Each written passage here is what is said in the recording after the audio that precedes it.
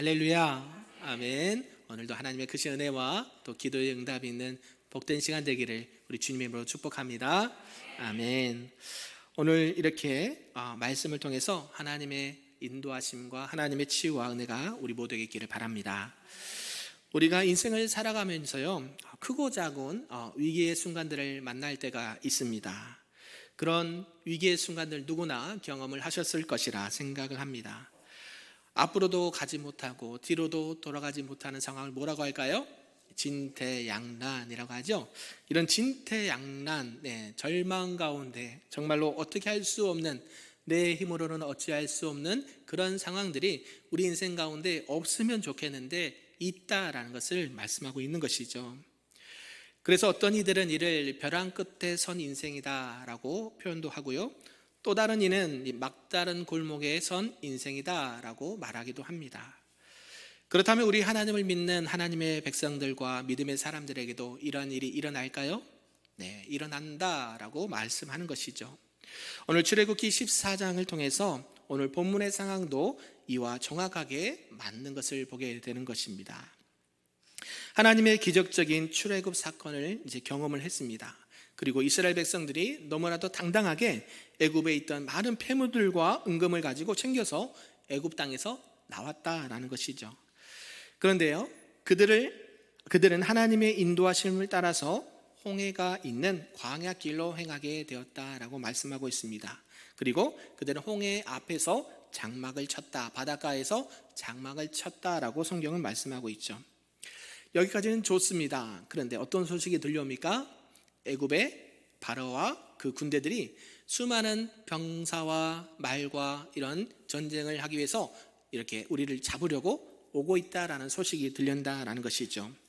애굽 왕 바로가 600대의 병건들을 동원하고 엄청난 군대를 이끌고 지금 이스라엘 진친 곳에 점점점 다가오고 있다라는 것입니다.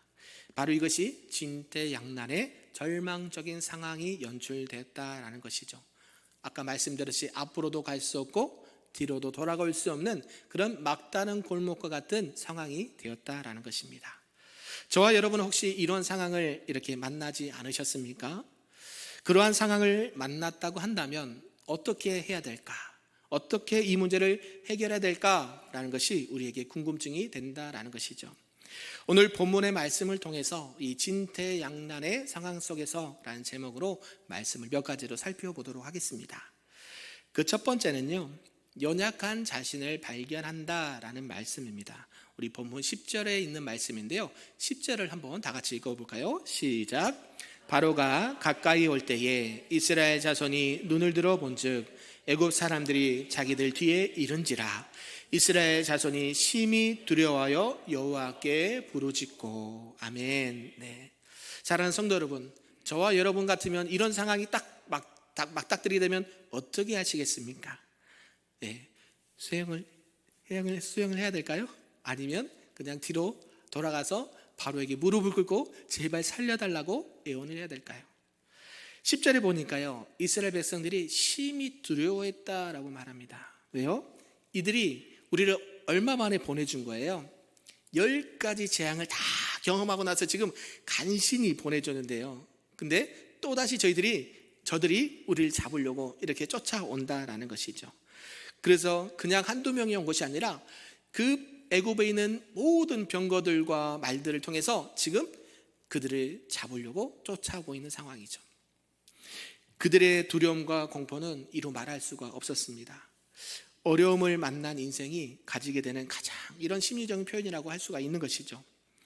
누구나 할 것 없이 겪게 되는 일이고, 이런 일이 딱 맞닥뜨리게 되면 두려움이 밀려오고 공포감이 밀려온다라는 것입니다. 우리도 이러한 두려움과 공포가 있지는 않으신가요? 전쟁의 두려움, 또 실직에 대한 두려움, 실패에 대한 두려움, 또 건강을 잃는다는 그 두려움, 사업이나 경제적이나 또 진학에 대한 그런 실패에 대한 두려움이 있지는 않으십니까? 이러한 문제들 가운데 사람들 마음속에는 어떤 것이 자리 잡아요? 두려움과 공포가 자리 잡게 된다라는 것이죠. 이런 사람들도 있습니다. 내가 두렵고 공포감이 딱 밀리면 오히려 큰 소리 치는 사람들이 있어요. 그죠? 그래서 그 큰 소리 치는 사람을 보면 어떤 사람의 성향이냐면 약간 외향적인 성향을 가진 분들이라고 해요. 그러니까 자기의 공포와 두려움을 오히려 큰 소리를 쳐서 그것을 나타내려고 했던, 그것을 자기 방어 기제라고 하잖아요. 자기가 이런 두려움과 공포에 떨고 있어서 이렇게 하지 않으면 내가 지금 가만히 있을 수 없는 상태라는 것이죠. 예수님의 제자 베드로가 이런 성격의 유형의 사람입니다. 예수님께서 이제 체포되는 순간에 칼을 뽑아가지고 말고이기를 확 이렇게 잘라버립니다. 용기 있는 행동이라고 볼 수 있는 걸까요? 아니요. 그것은 예수님이 잡히고 자기도 잡힐 수도 있는 그런 두려움과 공포감 가운데 그러한 일을 행했다라는 것이죠. 어찌되었든 내향적이든 외향적이든 자기만의 방식으로 이런 두려움과 공포심을 이렇게 표출한다라고 하는 것이죠.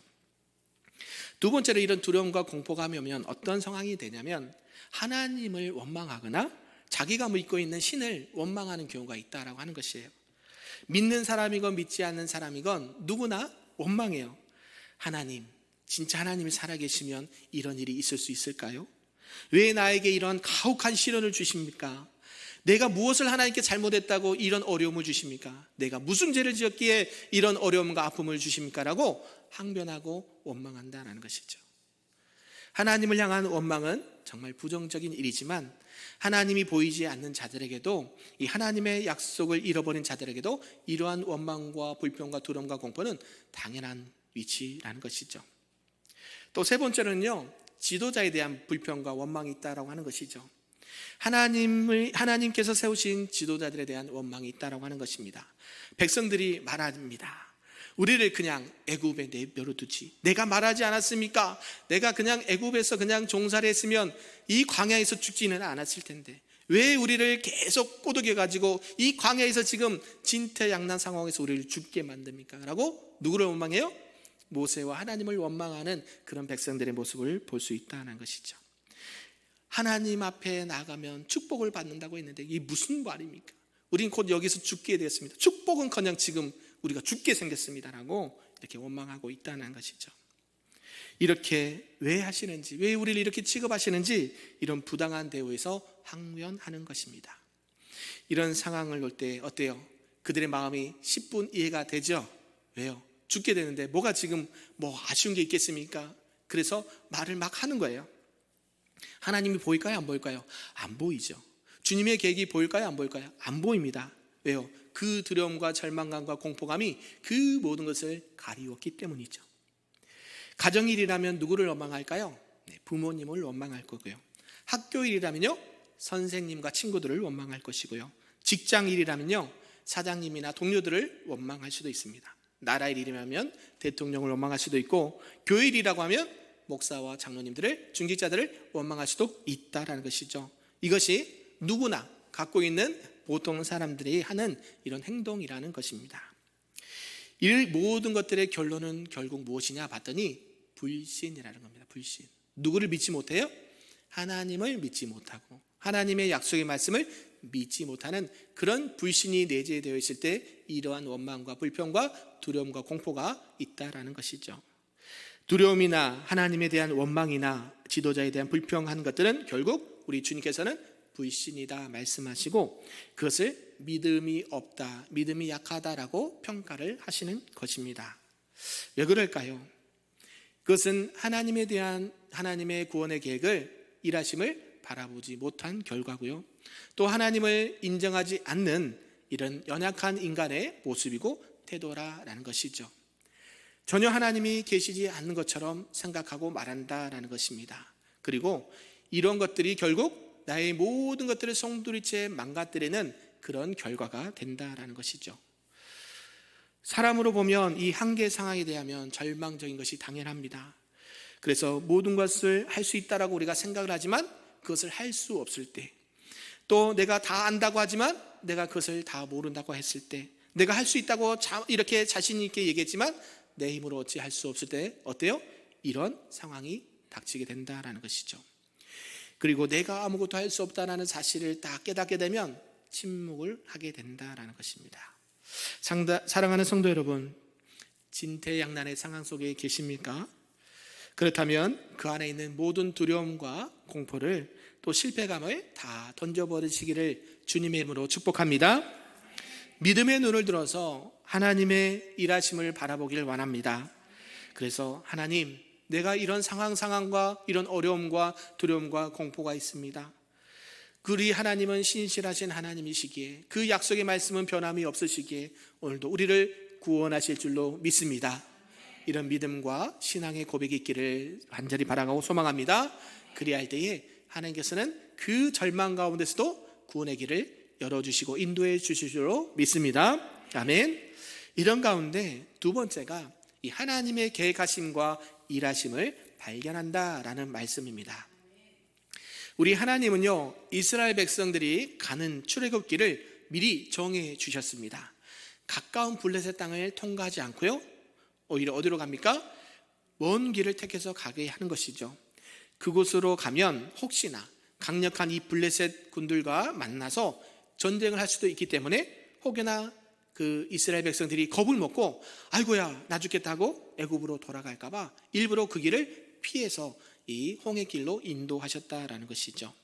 그래서 하나님은 홍해에 이르는 그 광야길을 택하신 것입니다. 일부러 이 홍해 길을 인도하셨다라는 것이죠. 하나님께서는 다 무엇이 있을까요? 계획이 있으시다라는 사실입니다. 홍해에 이르는 이 광야길을 택했기 때문에 어때요? 바로의 추격을 피하기가 어려운 지금 어떤 상황이 연출됩니까? 진퇴양난의 상황이 연출된다는 것이죠. 감독자는 누구실까요? 하나님이시라는 것이죠. 우리는 이해되지 않아요. 하나님, 왜 일부러 빠른 길 놔두고 이 길로 가게 하십니까? 왜 그 애굽의 바로의 군대들이 나를 잡으려고 쫓아오게 합니까? 그죠? 바로의 마음을 누가 완악하게 하셨습니까? 하나님께서 완악하게 하셨잖아요. 그죠? 이 모든 진퇴양난의 상황을 누가 연출하고 계세요? 하나님께서 연출하고 계시는 거예요. 누구의 실수일까요? 누구의 실수도 아니죠.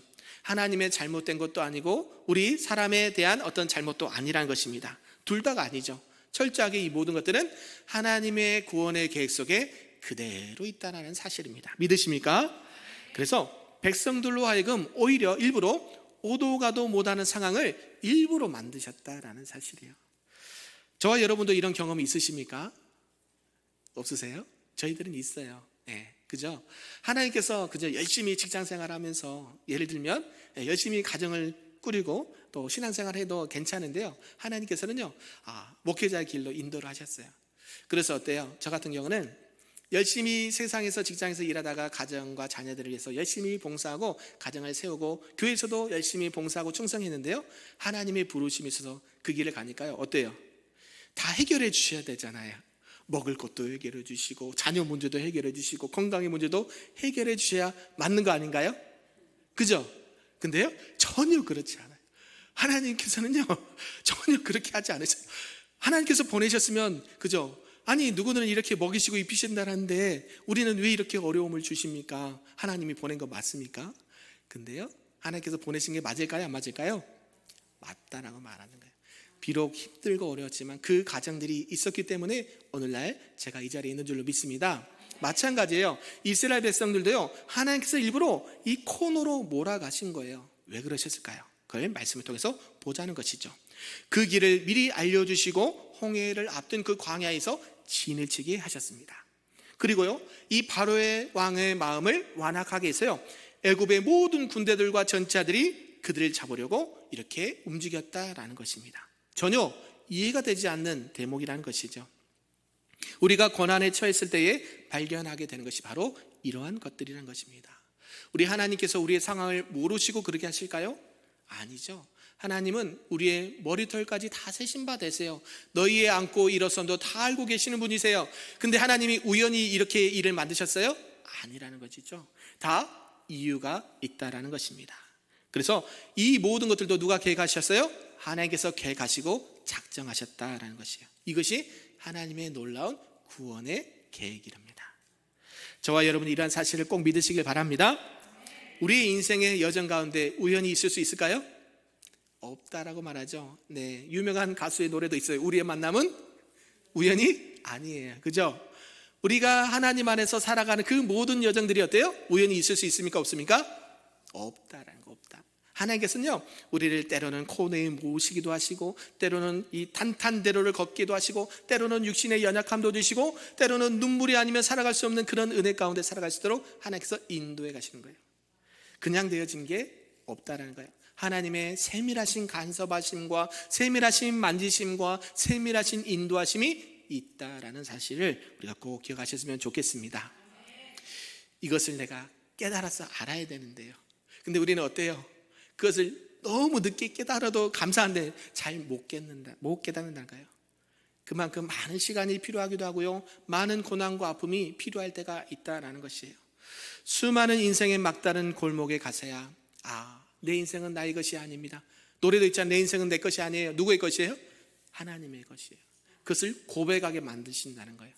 믿음의 고백을 듣기를 원하신다는 거예요. 내 인생이 너 것이냐? 아니요. 내 물질이 너 것이냐? 아니요. 내 자녀가 내 것이냐? 아니요. 내 건강이 내 것이냐? 아니요. 누구 거예요? 하나님 거다. 이것을 계속해서 끊임없이 이스라엘 백성들에게 알려주시고 깨닫게 하시고 경험하게 하신다라는 사실입니다. 우리 하나님은 살아계십니다. 우리를 생명의 길로 인도하시는 분임을 믿습니다.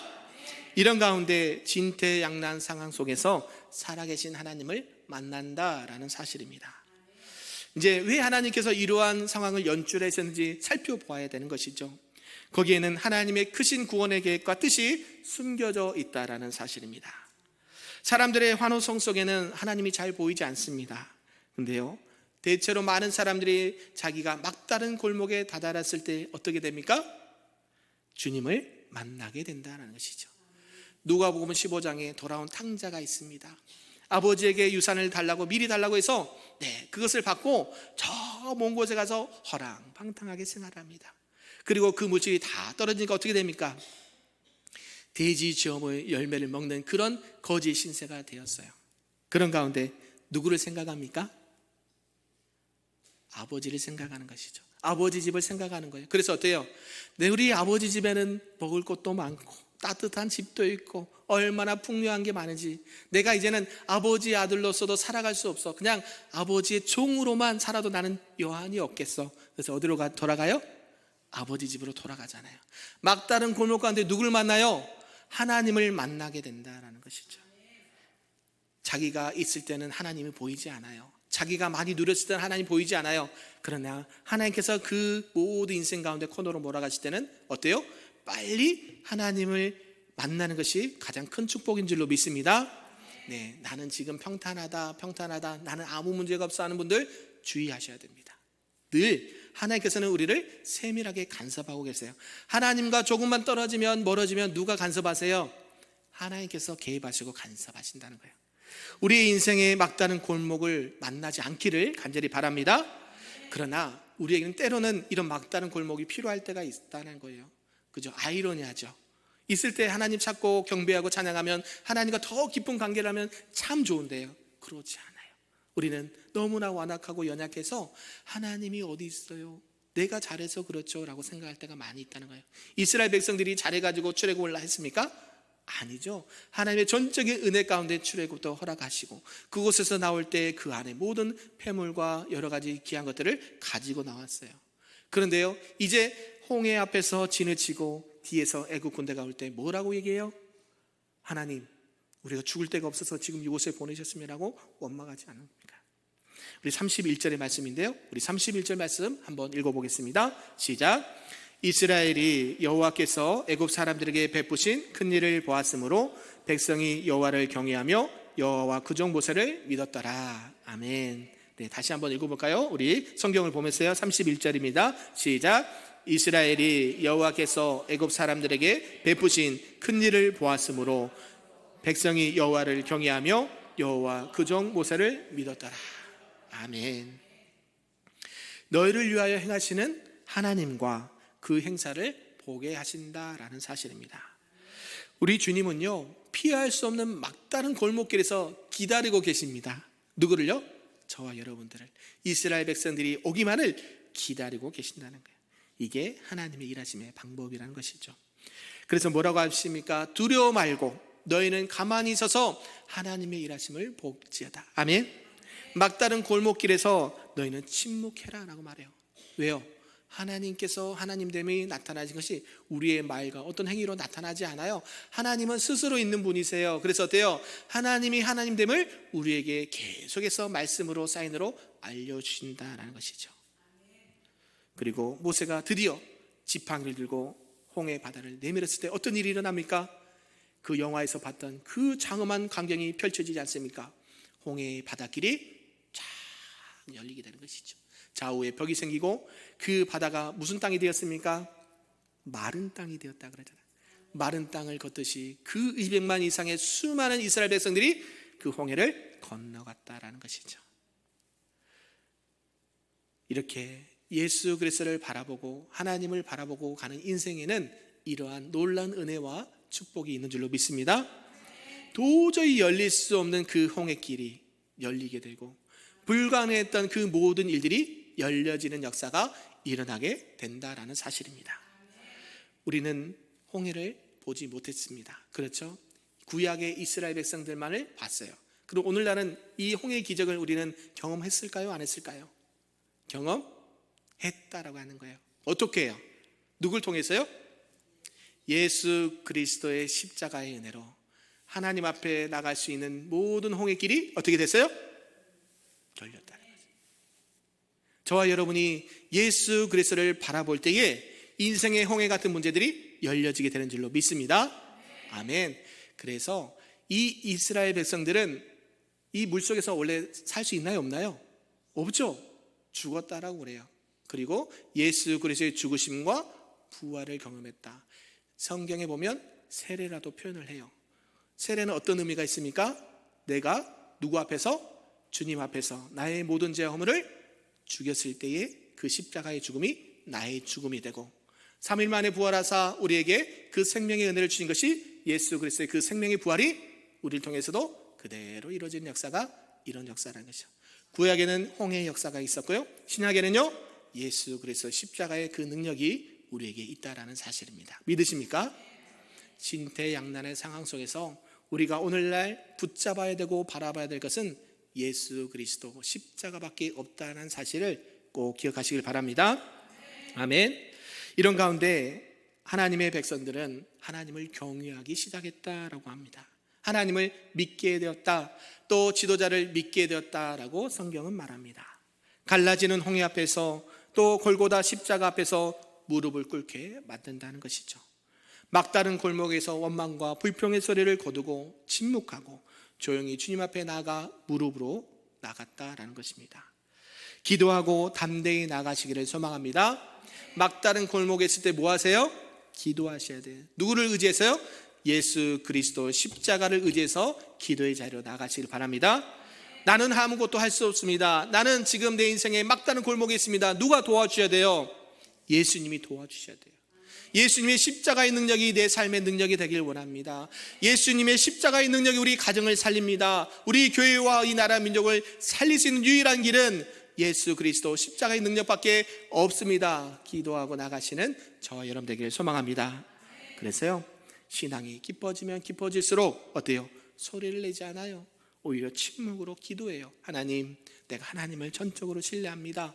우리를 이런 상황 가운데 놓으신 그 하나님의 그 크신 계획을 다 이해하지 못해도 하나님 우리를 여전히 사랑하시고 우리 가정을 사랑하시고 우리 남편과 아내와 부모들을 사랑하시기 때문에 우리 교회와 성도를 사랑하시기 때문에 이러한 문제를 주신 줄로 믿습니다. 하나님, 우리가 이런 문제 앞에 두려워하거나 공포하거나 떨지 않게 하시고 온전히 예수 그리스도만을 바라보며 믿음으로 이 모든 문제를 돌파할 수 있는 은혜를 더하여 주옵소서. 이렇게 기도하시며 나가는 저와 여러분 되기를 소망합니다. 아멘. 그리고 이러한 모든 일을 통해서 하나님이 앞에 우리가 어떻게 신앙생활하는지를 보게 된다는 것이죠. 인생의 막다른 골목에 있는 분 계시지 않습니까?